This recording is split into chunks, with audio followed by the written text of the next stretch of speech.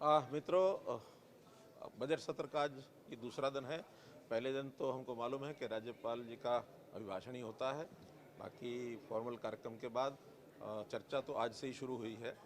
और जहाँ तक विपक्ष की बात है, एक रटा रटाया उनका एक फॉर्मल सब कुछ पहले से आउटलाइन बनी होती है, उसी में जो उन्होंने नाम भरना होता भर के और आगे बोल देते हैं। और मुझे पता है कि आखिरी दिन तक वो यही कहेंगे कि इस बजट में कुछ नहीं है, इस भाषण में कुछ नहीं है, क्योंकि सत्ता पक्ष और विपक्ष की लड़ाई यही होती है। और अगर विपक्ष भी यही कहने लग जाए कि बहुत अच्छा है, तो उसकी विपक्ष की भूमिका ख़त्म हो जाती है। इसलिए उनको जो बोलना वो बोलेंगे ही। लेकिन इस सारी चर्चा में आपको पता है कि लीडर ऑफ द हाउस के नाते से मुझे इसका उत्तर देना, 7 तारीख को मैं इन सब बातों का उत्तर दूंगा जो भी उन्होंने विषय खड़े किए हैं। इसलिए कहीं कोई कठिनाई नहीं है। चर्चा के बाद अभी जो एक मोशन के ऊपर चर्चा चल रही है, नॉन ऑफिशियल जो मोशन है, जिसके अंदर इस समय जो बेसहारा पशु हैं सड़कों पर घूमते हैं, और ये एक समस्या आज की नहीं है, पुरानी समस्या है। क्योंकि समाज में एक आदत बन गई है कि जो पशु उपयोगी है उसको तो घर में रखते हैं, और फिर समाज के लोग जब वो अनुपयोगी हो जाता है, दूध नहीं देता है, तो फिर उसको सड़कों पर भी छोड़ देते हैं। हालांकि हमने बहुत कोशिश की है उस सारे को, गौशालाएँ भी नई बनाने के लिए प्रावधान किए हैं। गाँव में भी पंचायती ज़मीन को 1000 रुपया पर एकड़ पर ईयर देने का हमने प्रावधान किया कि जो भी कोई गौशाला बनाना चाहेगा पंचायती ज़मीन उनको दी जा सकती है। कुछ नई गौशालाएँ खुली भी हैं। गौ सेवा आयोग का भी हमने बजट बढ़ाया है। वो भी ऐसे जो गौशालाएँ हैं जो बेसहारा पशुओं को ज़्यादा रखती हैं, उनको ज़्यादा अनुदान दिया जाता है, बशर्ते कि दुधारी पशुओं को जो गौशाला होती है उनकी बजाय। और इसी में से आगे गौशालाओं को कैसे उपयोगी बनाया जाए, उनका जो गोबर है या गोमूत्र है, उसके माध्यम से बनने वाली कुछ दवाइयाँ हैं, कुछ अन्य चीज़ें भी हैं, उसकी उद्योग के अंदर कैसे उपयोगिता की जा सकती है, खाद का किस प्रकार से अच्छा उपयोग किया जा सकता है, फिनाइल उसमें से बनाई जा सकती है। ऐसा एक उद्योग के लघु स्वरूप को भी गौशालाएँ खड़ा कर रही हैं, ताकि जो गौशालाएँ हैं वो अपने पैरों पर खड़ी हो जाए और उनको बहुत ज़्यादा कठिनाई ना पैदा हो। फिर भी हम जो है गौशालाओं के माध्यम से इस सारे विषय पर ध्यान रखे हुए हैं। एक कठिनाई दूसरी है कि पंजाब और राजस्थान के भी बहुत बेसहारा पशु वो इधर घुसते हैं, आते हैं, क्योंकि हम टैगिंग करते हैं। टैगिंग करने के बाद हमारे अपने जो प्रदेश के पशु हैं उनकी पहचान तो हो जाती है, लेकिन बहुत पशु जो हैं बाहर से भी जब इन्फिल्ट्रेट करके आते हैं, खास करके राजस्थान से बड़े बड़े झुंड जब आ जाते हैं, वो दुधारू पशुओं को तो अपने साथ वापस ले जाते हैं, लेकिन जो अनुपयोगी जो पशु हो जाते हैं उनको वापस यहीं छोड़ जाते हैं। तो ये एक ऐसी कम्प्लेक्स समस्या है। इसमें सब मिल करके अच्छी बात यह है कि विपक्ष ने भी सहयोग करने का इसमें आश्वासन दिया है, और सहयोग वो भी करेंगे, जनता से अपील करेंगे।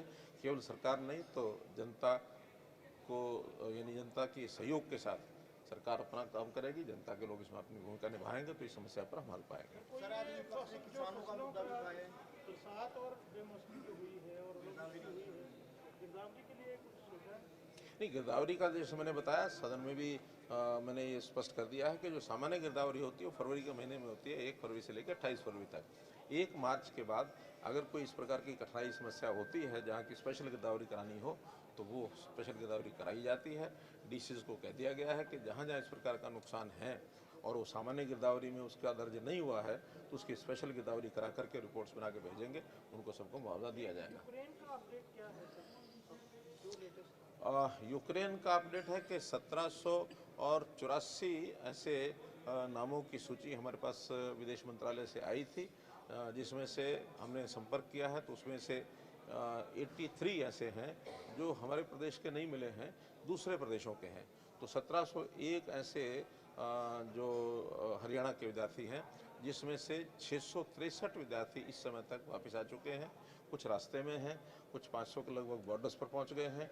150 के आसपास अभी भी यूक्रेन के अंदर शहरों में भी हैं, जो अभी वहाँ से निकालना उनको शेष है, लेकिन वो संख्या थोड़ी है। लेकिन हम प्रयत्न कर रहे हैं कि वो सब भी किसी न किसी माध्यम से बॉर्डर्स तक पहुँचें, ताकि बॉर्डर्स पर दूसरे देशों में जो हमारी मिनिस्टर्स भी गए हुए हैं सारे, और 4 जगह पर हमारे मिनिस्टर्स गए हैं, वहाँ हमने सेना के की भी व्यवस्था की है कि सेना के द्वारा भी वहाँ से उनको लिफ्ट किया जा सके। और मुझे लगता है कि बहुत जल्दी ये समस्या हल होने वाली है और सब लोग सकुशल हरियाणा के वापस पहुंचेंगे, सारे देश भर के लोग वापस आएंगे। हरियाणा भवन दिल्ली में भी इंतजाम किया है, कई स्टूडेंट रुके भी हुए हैं। हमने दिल्ली में व्यवस्था की है। दिल्ली का जो एयरपोर्ट के ऊपर एक हेल्प डेस्क बनाया है, और इसी प्रकार से मुंबई एयरपोर्ट पर भी हेल्थ डेस्क बनाया है। मुंबई भी आज प्रातःकाल 9 विद्यार्थी आए हैं, वहाँ से मुंबई से दिल्ली तक की फ़्लाइट की टिकट और 1000 रुपये पर स्टूडेंट उनको कैश भी दे रहे हैं, ताकि रास्ते में उनको कोई आवश्यकता पड़े तो उसका उपयोग वो कर सकें। और इसी प्रकार से कंट्रोल रूम फरीदाबाद भी बनाया। हमारे जो डिविजनल कमिश्नर हैं फरीदाबाद के, वो इस सारी चीज़ को देख रखे हैं। सभी डीसीज के साथ संपर्क किया हुआ है। डिप्टी कमिश्नर सब ने उनके घरों से संपर्क बना लिया है हर परिवार के साथ, और जो आ गए हैं कुशल तो ठीक है, जो भी नहीं भी पहुंचे हैं तो परिवार के लोगों को सांत्वना दे रहे हैं और उनकी सारी जानकारी उनको मिनट मिनट की बताई जा रही है। और हमने यहाँ चंडीगढ़ में भी हमारा जो फॉरेन कोऑपरेशन डिपार्टमेंट है, उन्होंने भी अपना एक यानी ईमेल एड्रेस और व्हाट्सएप नंबर ये सब दिया है। यहाँ भी बहुत सी जानकारियाँ आती हैं, वो भी हम सारी उनको पास ऑन करते हैं।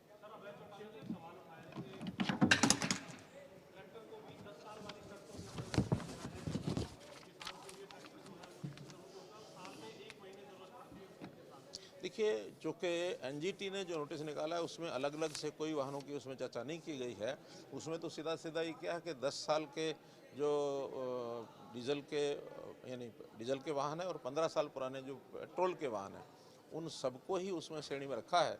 लेकिन हमने पिछली बार भी ट्रैक्टर्स को इसमें छूट दी थी, और अभी भी हमारा मत ये है कि हम उस छूट को बढ़ाएंगे और उसमें से रास्ता क्या निकल सकता है, केंद्र सरकार के साथ हम मिल करके कोई ना कोई रास्ता उसका ज़रूर निकालेंगे। बीजेपी के मामले पर केंद्र से कोई पिछले विधानसभा सत्र में भूपेंद्र सिंह हुड्डा जी ने एक चैट पढ़ी और ये कहा कि ऐसे ऐसे कोई घपला घोटाला हुआ। आज उन्होंने कार्यालय कहा कि एक जिला के उपायुक्त जो है वो पैसे मांग रहे, शासन सहयोगी का नाम जोड़ा गया। इस तरीके की बात सदन में होना सर, उसके बाद जब आपने पिछली बार भी कहा तो आपको उन्होंने वो कागज नहीं सौंपा, आज नाम नहीं बताया। इस तरीके के व्यवहार पिछली बार के विषय को हमने थोड़ा लाइटली लिया था, लेकिन अब अगर ये जानकारियां नहीं देंगे तो निश्चित रूप से हमारे पार्लियामेंट्री अफेयर्स मिनिस्टर की तरफ से हम जो है आप क्या प्रस्ताव लाएंगे, क्या प्रिविलेज मोशन, हाँ वो लेकर के आएंगे। इसकी जानकारी या तो दो, और इस प्रकार से कोई भी विषय सदन में कह करके और उठ करके उसका कोई गैर जिम्मेवाराना तरीके से कोई सदस्य व्यवहार करेगा तो मुझे लगता है कि सदन के जो माननीय अध्यक्ष को जरूर उस पर कार्रवाई करनी चाहिए। सर बीजेपी के मामले में केंद्र से तो मिलने का तय हुआ है, क्योंकि आज के बाद काफी रिसर्च पीरियड है, उस समय में इसका जवाब मैं विधानसभा में दूंगा। सर, आज एक सदन में सरकार ने जवाब दिया है कि पेंशन को लेकर 3.5 लाख इनकम जो है वो सालाना वाला इंटाइटलमेंट है, जबकि पहले कहा जाता था कि पीपी में 1,80,000 तक के लिए इंटाइटलमेंट पेंशन। नहीं, 1,80,000 की बात कभी हमने नहीं कही।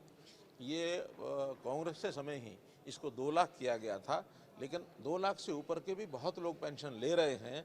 अभी उनको कोई बात हमने कही नहीं है, बल्कि हमने तो परिवार पहचान पत्र के माध्यम से ऐसे परिवारों की पहचान की है कि जिनको पेंशन जो लेने आए नहीं, या उन्होंने फार्म नहीं भरे, और या उनको कोई कठिनाई आई होगी, जो पेंशन नहीं ले पा रहे हैं, ऐसे 22,000 परिवारों को हमने छांट लिया है। उन 22,000 परिवारों का हमने फील्ड के अंदर सर्वे कराने के लिए भेज दिया, और मुझे लगता है इस महीने के अंदर वो सूची आ जाएगी। उन सब 22,000 परिवारों को भी पेंशन हम देंगे। इसलिए जो हकदार है उनको सबको पेंशन मिलेगी, और जो हकदार नहीं है, बहुत ऐसे लोग हैं लालच में आकर के गलत जानकारियां दे करके पेंशन लेते हैं, उनको नहीं लेनी चाहिए। इतना ही मेरा कहना है। एक आखिरी सवाल है, डोमिसाइल का जो 15 से 5 साल का जो कर दिया गया था, उसमें विपक्ष का ये कहना है कि 5 साल में जो डोमिसाइल बना लेंगे, जो दूसरे प्रदेश से यहाँ काम करने लोग आते हैं वो बाद में यहाँ डोमिसाइल बनाने के बाद अपने बुजुर्गों को यहाँ ले आएंगे, पेंशन में वो शामिल करवा लेंगे, कहीं बैठे वो पेंशन लेंगे। देखिए ये हमारे ही प्रदेश में नहीं है, बहुत प्रदेशों में अलग अलग तरीके से है। कोई 15 साल का है तो कहीं 10 साल का है, कहीं 5 साल का है, कहीं 7 साल का है, कहीं 3 साल का भी है। अलग अलग प्रदेशों ने अपने अपने हिसाब से सब चीज़ों को रखा हुआ।